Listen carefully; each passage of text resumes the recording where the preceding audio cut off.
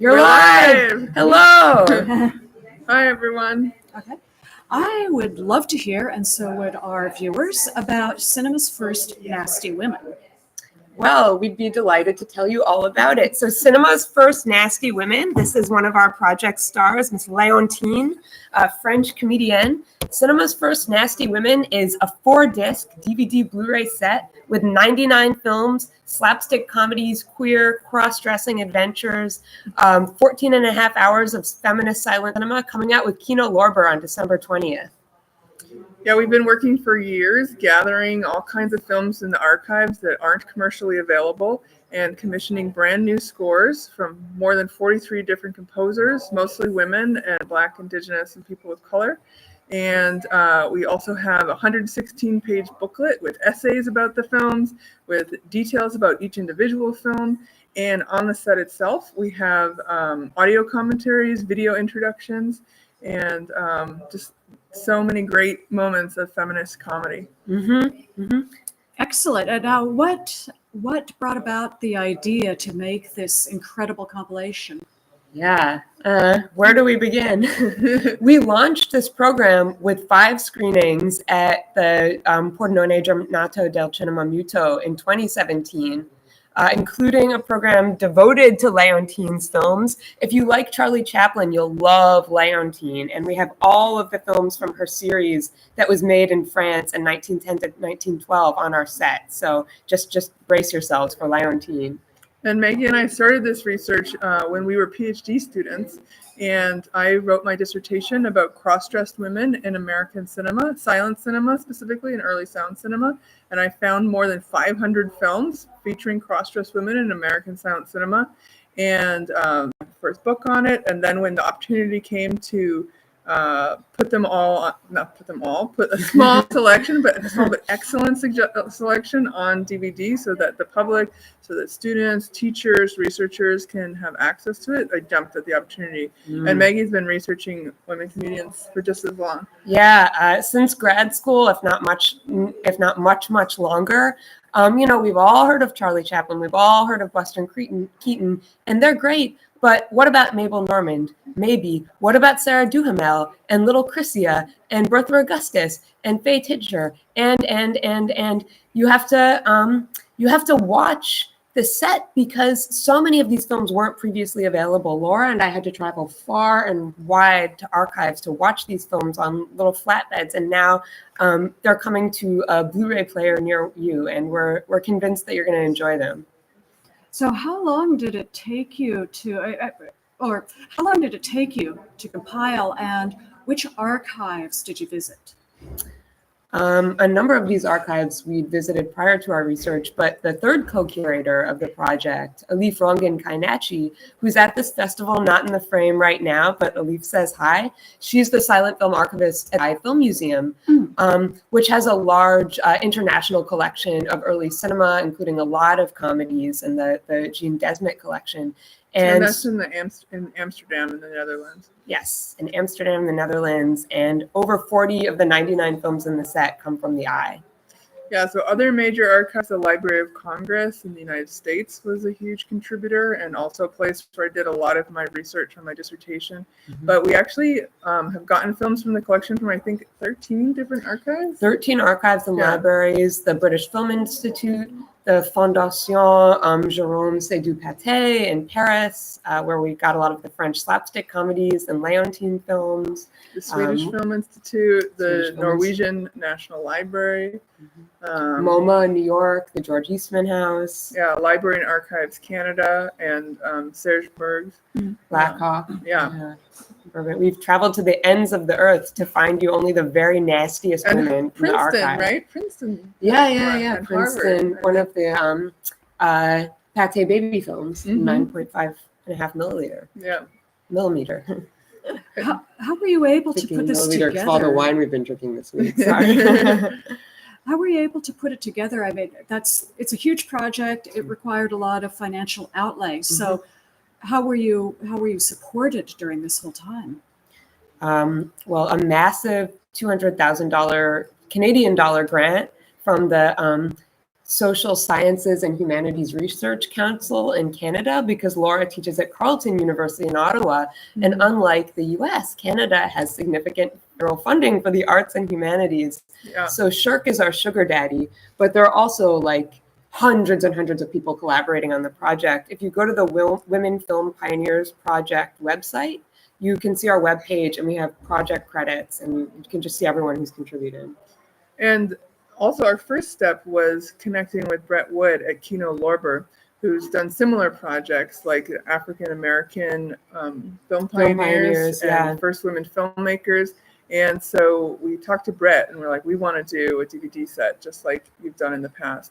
And he said, great, but we need to find some money. So that's why we went to the Canadian Social Science and Humanities Research Council to do a partnership development grant. So it's where academics and researchers partner with different kinds of organizations. So we partnered with Kino Lorber, who is doing all the production side, the distribution side, also with the Giornate del Cinema Muto, where the festival we're at right now, the Women Film Pioneers Project, which has been doing amazing feminist research for years, and they have a great website that you should definitely check out. Yes. And FIC Silente, an incredible Mexican silent film festival, and the collective that works on that has been really involved with all stages of the project. Yeah, they've recorded Spanish language audio commentary for a number of the films. All of the films will have English, French, and Spanish title translations, and both the DVD and Blu-ray are region-free. So you can play them anywhere. Right now, you can pre-order them from Kino to the US and Canada, but once it comes out on December 20th, it'll be available globally to wholesalers. Amazing. That is truly amazing. Very impressive. That's a lot of work. Yeah. We noticed. I'm sure. I don't doubt it. I was wondering, I'd like to hear about your background, your educations, because Laura, you mentioned a PhD. Yes. And Maggie, you were talking about grad school. Yeah, PhD school. Okay, so let's hear about that. Yeah. Well, let's see. I did my undergrad at Yale, and I went there to be a physicist. I was going to be that blows my mind every theoretical time. astrophysicist. That was my plan. I saw A Brief History of Time, and I was like, yes, that's what I want to do. So I took 2 years of science and math, chemistry, physics, everything. But I always loved movies. I did that inside. And so then halfway through, I had a kind of mini early life crisis, and I switched to film studies and women's and gender studies. And I actually did my undergraduate honors thesis on cross-dressed women in silent film. So I was already starting this project way back then. And then I graduated, I moved to San Francisco, worked for different companies, and then I did a PhD at Berkeley, where I did this project on cross-dressed women in American silent film and early sound film as my PhD dissertation, with Linda Williams and Mark Sandberg and Kristen Wissel as my supervisors. And that is also my first year of my PhD is when I started coming to this festival, to Pordenone, and like meeting this whole world of silent film lovers and archivists and historians. Yeah. It's coming to this festival is completely addictive. You can't come just once. You want to come back every year, and you'll find by hook or by crook, everyone finds a way to keep coming back. I had a somewhat different trajectory than Laura. I did not study physics or anything STEM related in undergrad. I went to the University of Pennsylvania, and I studied my degrees in film studies and comparative literature. I have a PhD from Brown University in a department called Modern Culture and Media, and wrote my dissertation on slapstick comedians in silent cinema and feminist comedy culture, feminist theories of comedy and laughter. These are really major interests for me. So my book, Spectres of Slapstick and Silent Film Comedians, is out with Columbia University Press. It came out in 2018.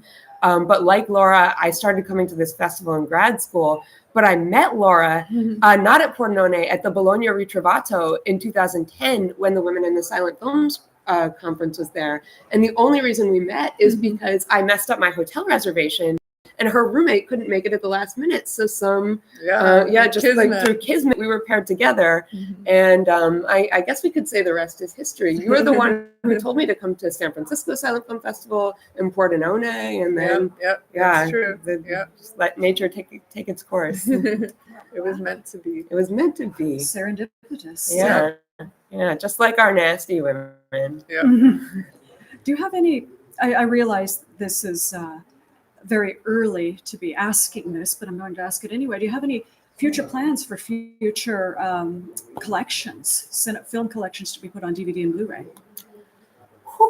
I think we might take a break. Yeah, exactly. We did want to be a 5 or 6 disc set, and There's lots more movies that would there's be so many great. more movies. Part 2, for example. Yeah. We're willing to let someone else curate part 2. Yeah, we want to inspire many, many more DVD projects and projects getting films from the archives out Definitely. to people. But we're taking the programs on the road. So we have 4 DCP programs sourced from the set: Queens of Destruction, Doubles and Doppelgangers, Gender Adventures, and then a really awesome feature film, one of only 2 feature films in the set, called Phil for Short, from 1919, about a cross-dressing Greek professor who orchestrates elaborate sapphic dances in the woods and has a sort of a tepid romance with a man who's terrified of women, who has a phobia of women. A little bit like The Unknown in certain ways. Yes, I've seen that one. That's a favorite of mine. Phil for Played Short. at Giornate last year. But we're taking these programs on the road. So if you are a programmer or you have an in at your local rep theater, look us up and be in contact, because we want to curate these programs far and wide. Yeah. Do you often run into, I'm sure you do, a lot of ignorance about the roles women played in silent film, and especially silent comedy? Because Phil for Short, the main character, Damophilia, is just as adept in Greek as any man, because she learned from her father, and she works out in her father's fields and so forth. Faye Tincher, for example, plays a Wesley Greek dance class with her gun belt. Yeah. Everything. So good. That's You see women dressed as men kissing each other in another comedy. Is this a huge surprise for most of the audiences? I think so. I mean, you want to speak to the cross-dressing? I'll speak to the comedy. Sure, yeah. I mean, this is also what shocked me when I first saw these when I was an undergrad student. I thought American history and American film history, gender history, like people were just more and more conservative, and there was just no options for kind of queer and trans expressions and alternate forms of masculinity and femininity. Watch these movies, I found that I was totally wrong. Like there was all kinds in popular movies, not like really, really obscure niche movies. Like these were centrally popular, central to American popular culture, and they traveled all around the world. As you said, all kinds of opportunities for like women disguised as boys, falling in love with men out west, or flirting, or also like women who are really comfortable in masculine clothing. There was a great actor called Edna, also known as Billy Foster, who played in almost exclusively boy roles, was celebrated by critics for their great performances. And so there was this wide world of female masculinities in the first part of the 20th century that we don't have the same kind of space for today. So I think it's exciting to see that there can be all kinds of surprising things in the past that are not in your typical history books. Yeah. Yes, definitely. Yeah. That the 21st century generations didn't invent gender play or non-normative, whether women are funny, and his answer will always be no, right? That's never going to change. That's fine. But what can change is people's perception of the archive. I think that even silent film fans who are into comedians like Colleen Moore, who's a kind of like sexy flapper, kind of an ingenue. Like a lot of her comedy comes from sort of like innocence and innuendo, sexual innuendo. People are surprised to learn that women did really messy, violent, rough and tumble physical slapstick comedy, knockabout comedy, like what kind of thing that Chaplin did at Keystone. So I think that's really the flavor of slapstick comedy that a lot of the films in our set highlights, especially, Leontine, this total miscreant hellraiser, a French comedian whose films were exhibited far and wide.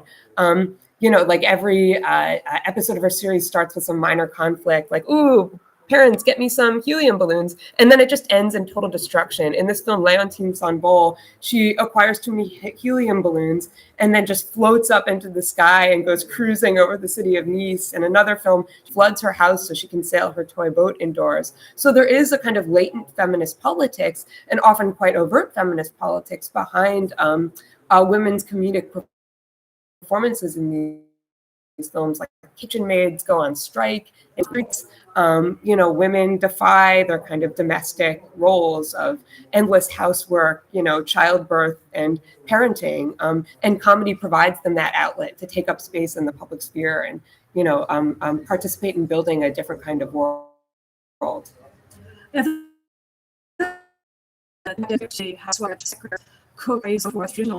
Women's in the dramas of the day, that a woman could so easily fall into the trap of being almost physically entrapped by a man. He would lure her to a disreputable restaurant. He would lock himself and her into a room together. Even in comedies such as Buster Keaton's College, Sure. Buster's girlfriend in that one, Mary, is locked into a room with her former boyfriend.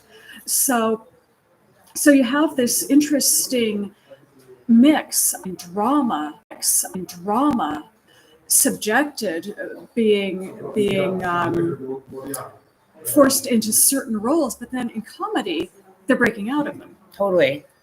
We might want to make this the last question. Yeah, we have to wrap, but we're handing out the rest of our T-shirts, so we don't want to be late. A lot Including of people, to me. people True. love these T-shirts, but we're gonna sell them online. So if you weren't here at the festival, you didn't miss your chance. We also have a Texas Guinan T-shirt, which is really fun too. Which is white. Yeah, it's a white T-shirt. Okay, so is there anything else that you would like to tell our audience today? Buy the set. It's coming out with Kino on December 20th. Email us if you want to program our films at your local theater or teach nasty women in your classroom. And if you're in the US, you can stream it on Kino Now, their online platform. There's Teach nasty women in your classroom. And if you're in the US, you can stream it on Kino Now, their online platform. There's educational versions about women busting out of the house. Yeah. This was the one that got you started on all of this in some way. Do you want to describe it? Yeah, it's called Mary Jane's Mishap. It's a British comedy from the early 1900s starring Laura Bailey, who is the wife of the filmmaker, based in Brighton, but also uncredited, extensively involved in the production and other films that were credited to her husband. She plays a housemaid who spontaneously combusts out of the chimney after pouring too much paraffin wax on the fire, but she winks at the spectator before doing so. So I think she knew exactly what she was getting herself into, because sometimes the only way out of the domestic sphere is up through the chimney. And Mary Jane knew that lesson better than anyone. Thanks so much. Excellent. Yeah, thank you. Thank you very, very much, and enjoy the rest of the festival.